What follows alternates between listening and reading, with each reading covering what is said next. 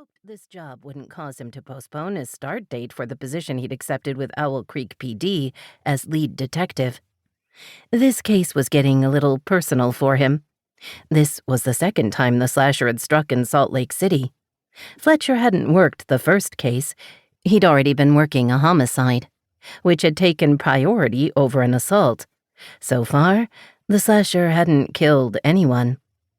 But the wounds across the victim's face and chest were so deep that the man was going to have to spend some time in the hospital while they healed to make sure they didn't get infected. These wounds were even deeper than the ones the last victim had received. The violence seemed to be escalating. So it was just a matter of time before someone died, Fletcher thought. And even if they didn't, the slasher's victims were going to be scarred for life, physically and mentally as well. The slasher had to be stopped. These two cases in Salt Lake weren't the only assaults. Over the past few years, there had been random attacks outside nightclubs in LA and Vegas, and now, Salt Lake City. The randomness made it impossible to figure out where the slasher would strike next. Fletcher wanted to make sure that it was nowhere. He'd already interviewed the victim at the hospital. Now he was at the scene, watching as the techs collected evidence.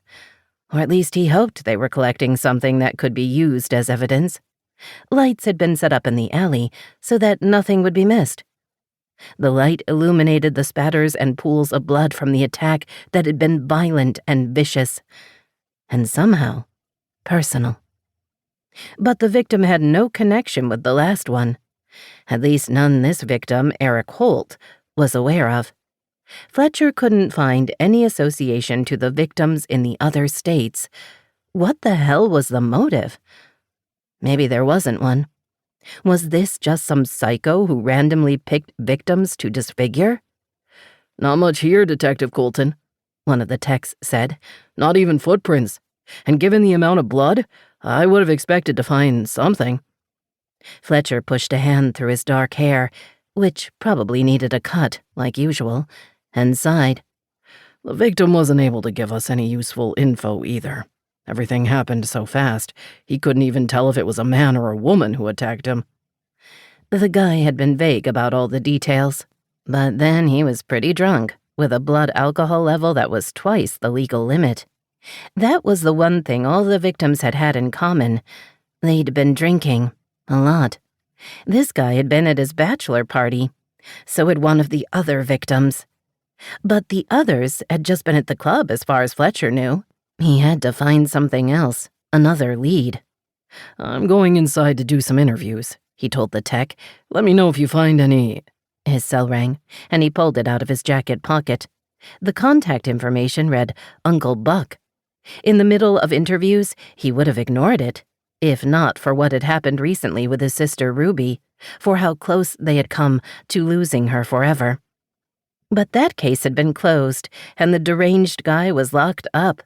She should be safe, especially with Sebastian Cross so determined to make sure she and their unborn child stayed out of harm's way. Still, Fletcher was concerned enough that he swiped to accept the call. "Uncle Buck, what is it? I'm at a crime. It's your dad, Fletcher. He's had another stroke. It doesn't look good.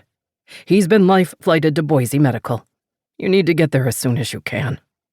Fletcher cursed. His relationship with his dad was complicated, but Robert Colton was still his dad. Fletcher loved him, even though he got frustrated with him, like he was now. After the last stroke, he was supposed to quit the drinking and smoking. And whatever the hell else he'd been doing that he shouldn't have been doing, that he wouldn't have been doing, if he'd cared about anyone but himself. "Fletcher, it's too late for all of that now," Buck said, his voice gruff with emotion. A twinge of guilt struck Fletcher. He shouldn't have been thinking about that, let alone voicing his thoughts aloud. He shouldn't have been thinking about anything but his dad's health, and about his family.